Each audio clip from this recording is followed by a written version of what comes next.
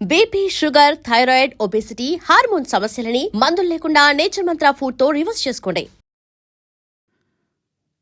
నాకన్నా ముందు చాలామంది గొప్ప గొప్ప జర్నలిస్టులు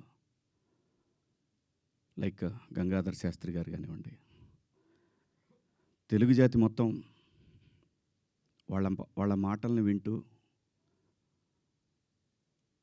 సంస్కృతిని ముందుకు తీసుకెళ్లాలనే ఆరాటంతో పనిచేస్తున్నటువంటి చాగంటి కోటేశ్వరరావు గారు, అలాగే గరికపాటి గారి ప్రవచనాల్లో స్త్రీ పట్ల స్త్రీకున్న ప్రాముఖ్యత వీటన్నిటి గురించి వాళ్ళు మాట్లాడే సందర్భంలో చాలామంది చాలా మాట్లాడారు. మరీ ముఖ్యంగా సినిమా ఇండస్ట్రీ గురించి కూడా అలాంటివి చెయ్యొద్దు, మీరు అలా చేయటం వల్ల, అలా ఉండటం వల్ల, అలాంటి కట్టుబొట్టు వల్ల బయట సినిమాలో ఎలాగైనా చేసుకోండి, మీరు దానికి సెన్సార్ ఉంటుంది కాబట్టి మీరు పరిధులు దాటలేరు, బయటకు వచ్చిన తర్వాత మీరు ఇబ్బందులకు గురవుతారనే విషయాన్ని పదే పదే ఎంతోమంది పెద్దవాళ్ళు, సంస్కృతి సంప్రదాయాల పట్ల అవగాహన ఉన్నవాళ్ళు జనరేషన్స్కి చెప్తూనే వచ్చారు. నేను అలా మాట్లాడటానికి ప్రధానమైన కారణం ఏంటంటే, లూలు మాల్లో నిధి అగర్వాల్ తను పడ్డ వేదన, తన కారులోకి వచ్చిన తర్వాత తను ఎంబ్రాసింగ్గా ఎలా ఫీల్ అయిందో అది నా మైండ్లోంచి పోలేదు. వారం రోజులు అవుతున్నా నా మైండ్లోంచి పోలా. ఆ తర్వాత ఇమీడియట్గా సమంత గారి మీద, తెలుగు సినిమాలో నేను ఈ ఇండస్ట్రీకి వచ్చిన తర్వాత 90% ఆర్టిస్టులు, ఫీమేల్ ఆర్టిస్టులు ఎప్పుడు కూడా లైక్ రమ్యకృష్ణ గారు కానివ్వండి, జయసుధ గారు కానివ్వండి, విజయశాంతి గారు, వీళ్ళు కట్టుకున్న శారీస్ మీద, వీళ్ళు వేసుకున్న డ్రెస్సుల మీద షాపుల్లో అమ్మేసేవాళ్ళు అనమాట. నేను ఎవరిని ఈ డ్రెస్సులు వేసుకోండి, ఆ డ్రెస్సులు వేసుకోండి, మీరు కప్పేసుకోండి అని నేను చెప్పలేదండి. నేనెవరిని చెప్పడానికి? సమాజంలో ఏ రుగ్మత వచ్చినా కానీ సమాజం సినిమా వల్ల చెడిపోతుంది, మీరు వేసుకునే డ్రెస్సుల వల్ల చెడిపోతుంది, మీ సినిమా వల్లనే ఈ ప్రపంచం నాశనం అవుతుందనే మాటలు వింటూ ఉన్నాం. కాబట్టి తరచూ ఇక్కడే బతికి, ఇక్కడే నా కుటుంబాన్ని ముందుకు తీసుకెళ్తూ, నా పిల్లల్ని చదివించుకుంటూ, ఇక్కడొచ్చిన డబ్బులతో చదివించుకుంటూ, సినిమాని ఎవరు అనకూడదు అనే పంతాలో మనం ఎందుకు వాళ్ళకి అవకాశం ఇవ్వాలనేటటువంటి ఆలోచనతో నేను ఆ సందర్భంలో వచ్చిన మాటల్లో నాకు ఇప్పటికి కూడా నాకు నమ్మబుద్ధి కావట్లేదు. నేను ఆ 2 పదాలు నాకు ఎందుకు వచ్చినాయి. ఇందాక మన జర్నలిస్ట్ మిత్రులకి నేను నా ఫోన్లో ఉన్న మెసేజ్లు చూపించాను. ఏమని? ఫస్ట్ నేను అపాలజీ చెప్పింది నా భార్యకి. వెంకట గారు మీరు చూశారు కదా, ఎన్ని గంటలకండి? నైటు 1:30కి. 11:18 మా వాడికి నాకే ఎందుకో కొట్టింది, ఏది జారింది, క్షమాపణ చెప్దామని చెప్పి బాత్రూంలో, ఇంట్లో వాళ్ళందరూ బాధపడుతుంటే బాత్రూంలో షూట్ చేసి నేను మా వాడికి పంపించా. అది మీకు కూడా వినిపించాను వెంకట గారు, వేణు మీకు వినిపించాను. ఈ వీడియో కాదు, ఇప్పుడు చూస్తున్న వీడియో కాదు, అంతకుముందే ఆ వీడియో 11:18 ఉంది. నేను మా ప్రసాద్కి పంపించా, వేసేద్దాం అబ్బా ఎందుకని. అది అందరూ ఫ్లోలో వెళ్ళిపోయింది, పెద్దగా ఏమీ లేదు, ఎందుకు కెలుక్కోవటం అన్నారు.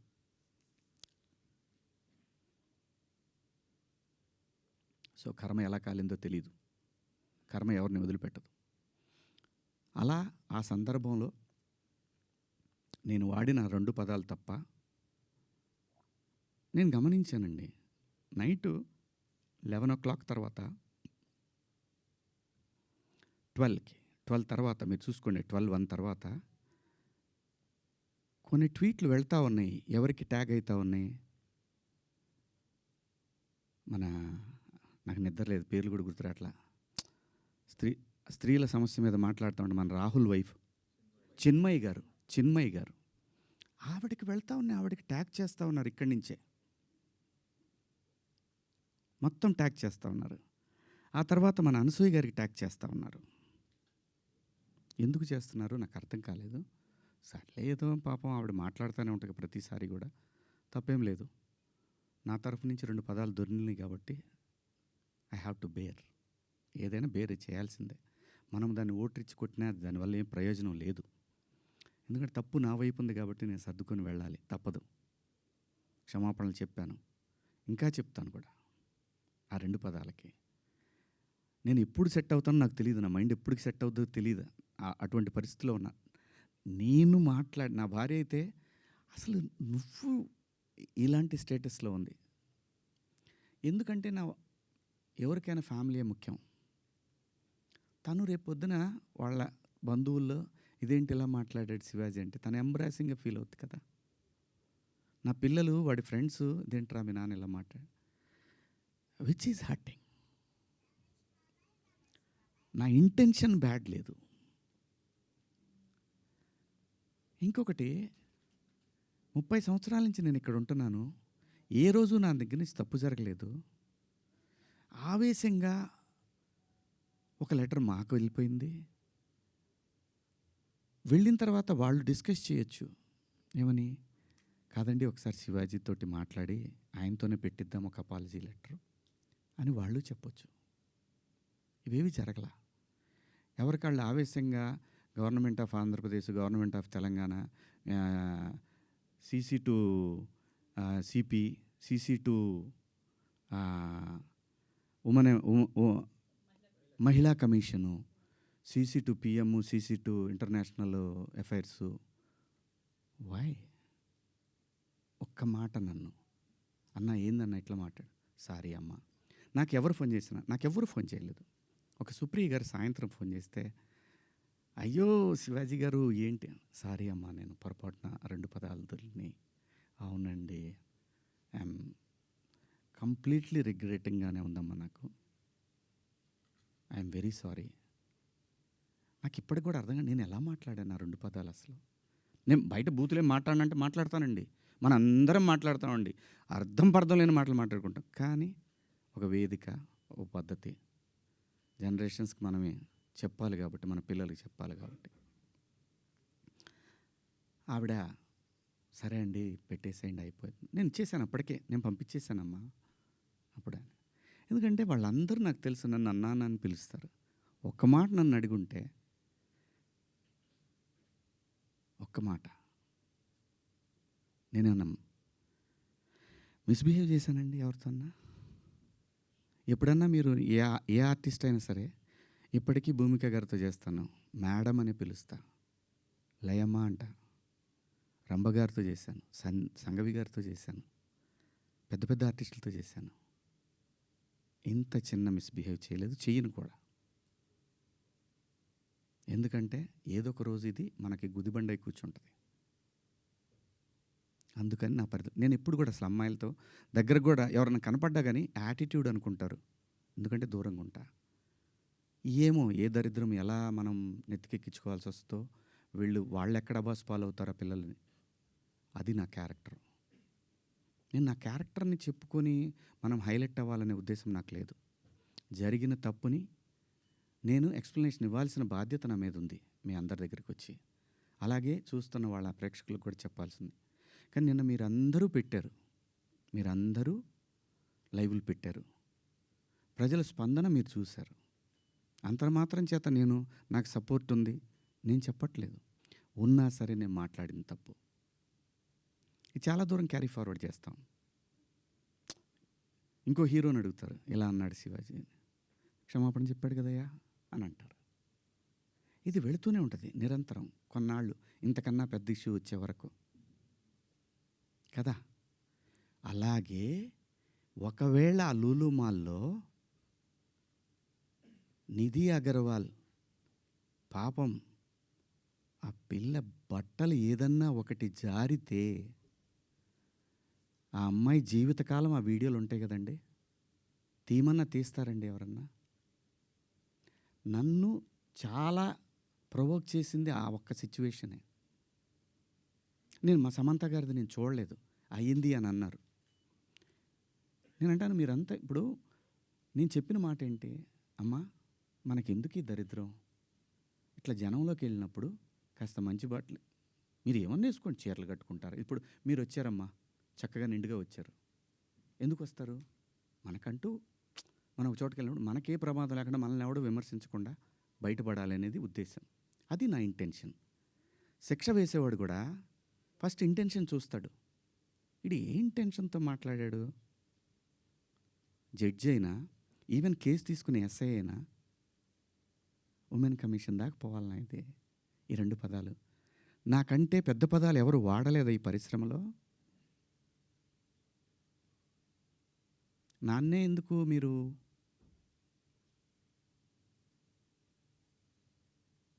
ఎందుకు? నేనేం చేశాను?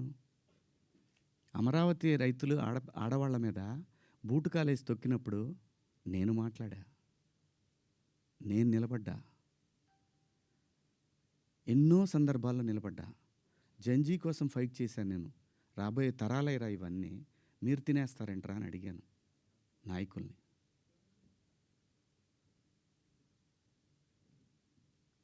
మీరందరూ కూడా మన పేపర్లో కానీ లేదని కానీ ఎప్పుడైనా సరే ఒక మిస్ వార్త ఏదన్నా గబుక్కన మనం టీవీలో ప్రజెంట్ చేసినా కూడా సవరణ అని ఒకటి ఇస్తారు మీరు.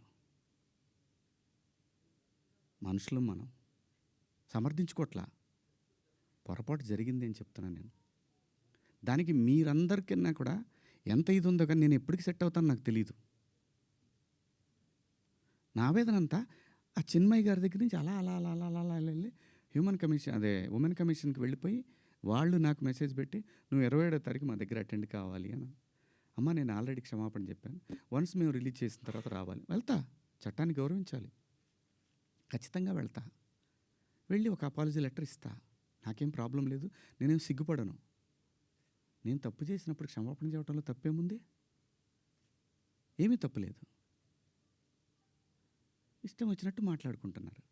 ఒక బార్కి వెళ్తే డ్రెస్ కోడ్ ఉంటుందండి, ఒక పబ్కి వెళ్తే డ్రెస్ కోడ్ ఉంటుంది. షూ లేకుండా లోపలికి రానీడు. కొన్ని పబ్బుల్లో అయితే గర్ల్ ఫ్రెండ్ లేకుండా రానీడు. నేనేమన్నాను? మనిషి ఆదిమానవుడు కోతి నుంచి మనిషిగా రూపాంతరం చెందిన తర్వాత ఇంగితం ఎక్కడ స్టార్ట్ అయిందంటే ఈ శరీర భాగాలు కనపడటం కరెక్ట్ కాదే, ఏదోటి కట్టుకోవాలి అనే జ్ఞానం అమ్మకు వచ్చిందో నాన్నకు వచ్చిందో తెలియదు, వచ్చింది. అలా అలా బట్టలు తయారు చేసుకునే లెవెల్కి వచ్చి బట్టలు కప్పుకోవటం, బట్టలు వేసుకోవటం దాకా వచ్చింది.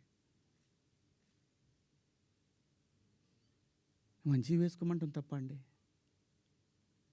కాదు, ఇదేం సిస్టము, ఆ సిస్టమ్కే పోతామన్న వాళ్ళు పోవచ్చు, ఎవరూ తప్పేం లేదు. ఎవరిష్టాలు వాళ్ళై. ఇక్కడ నాకు కాన్స్టిట్యూషన్లోని సెక్షన్స్ గురించి చెప్తా. ఈ సెక్షన్ ప్రకారం మహిళల్ని అని చెప్పి టిఎఫ్ఐ ఉమెన్ వింగ్ పెట్టారు. చట్టం నాకు తెలుసు, కాన్స్టిట్యూషన్ చదువుకున్నాను. భారత రాజ్యాంగము హక్కులతో పాటు బాధ్యతలు కూడా ఇచ్చింది. న్యాయమూర్తి దగ్గర ఒక కేసు వెళ్ళినప్పుడు దాని తాలూకా ఇంటెన్షన్ చూస్తాడు. Provoking also crime.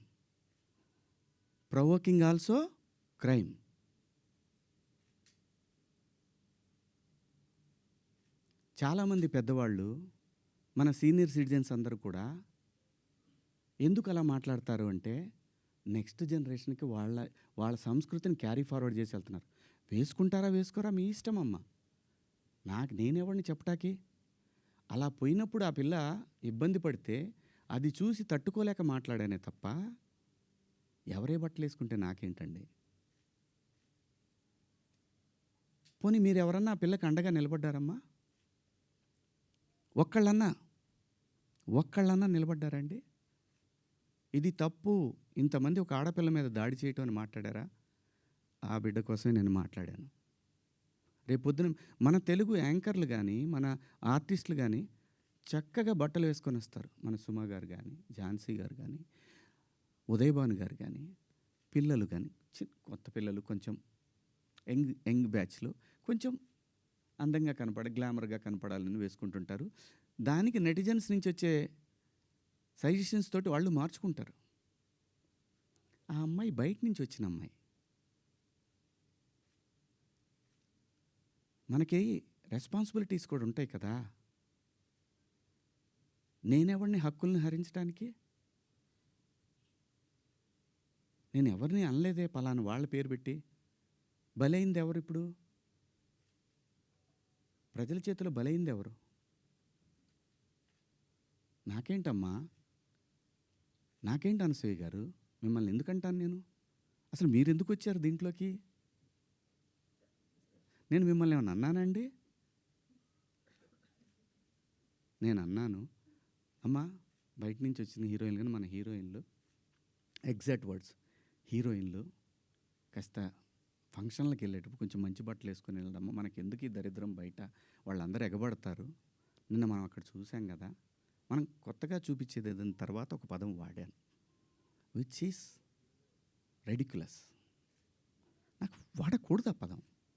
నాకు ఇప్పటికి కూడా అది ఎన్నాళ్ళు హాంట్ చేస్తా తెలీదు. నేనా ఈ పదం వాడింది అని. ఓకే, నేను మనిషినే, నాకు కర్మలు ఉంటాయి, పొరపాటు జరిగింది.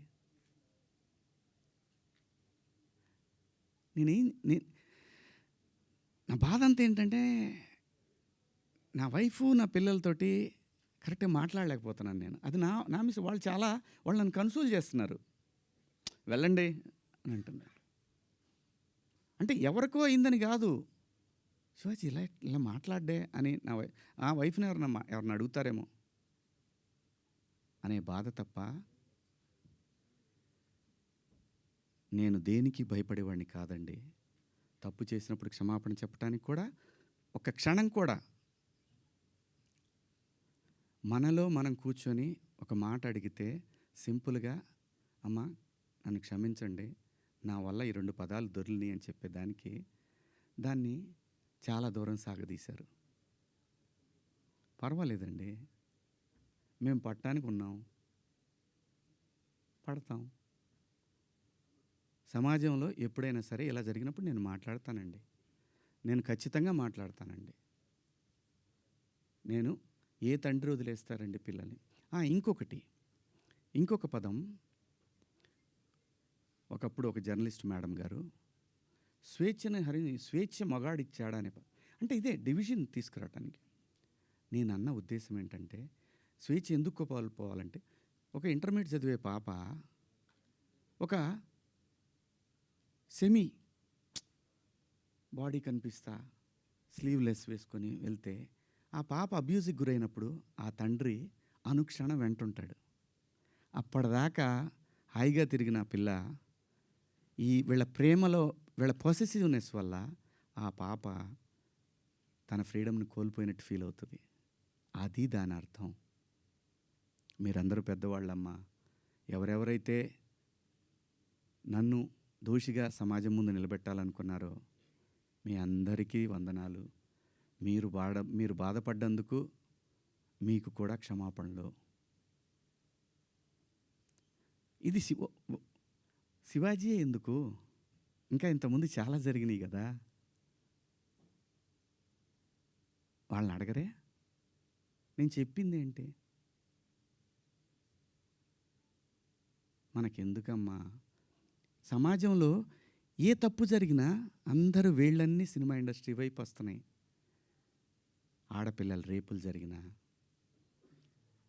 లేదంటే తాగి పిల్లలు మాబు దాడులు చేసుకున్న ఒకడికొకడు ఒక సమూహాలు కలిసి, ఆ సందర్భంలో మాట్లాడాలా లేదా? విత్ గుడ్ ఇంటెన్షన్ నేను మాట్లాడినా, నేను వాడిన పదాలు అన్పార్లమెంటరీ. ఆ 2 పదాలు. ఇంతకు మించి నేను ఏ తప్పు చేయలేదు. చేస్తే క్షమాపణ చెప్పడానికి వెనకాడను. నేను ఎదురుదాడికి కూడా వెళ్ళే మనిషిని కాదు. నా కోసం నా ఇంటెన్షన్ అర్థం చేసుకున్న వాళ్ళందరికీ కూడా థ్యాంక్ యూ సో మచ్. ముఖ్యంగా అనసూయ గారు నా ఇన్సెక్యూరిటీ గురించి మాట్లాడారు. అవునమ్మా, మా హీరోయిన్ని అలా వెళ్ళినప్పుడు, దాడులు చేసినప్పుడు భయం ఉంటుందని, వాళ్ళు బాధపడతారని, ఒకవేళ జరగరాంది ఏమైనా జరిగితే ఆత్మహత్యలు చేసుకుంటారని నాకు ఇన్సెక్యూరిటీ ఉందమ్మా. ఇంకోటి నా మీద మీరు జాలి చూపించారు, ఐ పిటీ హిమ్ అని. చాలా థ్యాంక్స్ అమ్మా. మీకు ఇచ్చిన విశాల హృదయానికి భగవంతుడికి థ్యాంక్స్ చెప్తూ అదే భగవంతుడిని కోరుకుంటున్నాను. మీకు తొందరలోనే మీ రుణాన్ని తీర్చుకునే అవకాశం భగవంతుడు నాకు కల్పించాలని కోరుకుంటున్నామ్మా. అమ్మా అంటే ఎవరన్నా ఆవిడ్ని ఎక్కడన్నా ఇబ్బంది పెడితే ఇది తప్పురాని ఖండించడానికి నేను కూడా వెళ్ళాలి అని. And for more videos, Please subscribe to iDream. Please subscribe to iDream. Please subscribe iDream. And please subscribe to iDream. For more videos, subscribe to iDream. please like, share and subscribe to the channel. Congratulations, iDream. Subscribe to iDream. Subscribe to iDream. So subscribe to iDream Media. iDream ki iDream team andarki huge congratulations. Please subscribe iDream Media. Please subscribe to iDream. Subscribe iDream. Please subscribe to iDream. iDream అంటే నా కళల ఛానల్ను subscribe చేసుకున్న నోరు తిరుగుతలేదు, మీరైతే గంట గుర్తు కొట్టండి. For more such videos, please subscribe to iDream. Subscribe to iDream. Please subscribe to iDream. Please subscribe iDream Media. Please do subscribe to iDream. Please subscribe to iDream Media. For best entertainment and information, please subscribe iDream. And don't forget to subscribe to iDream.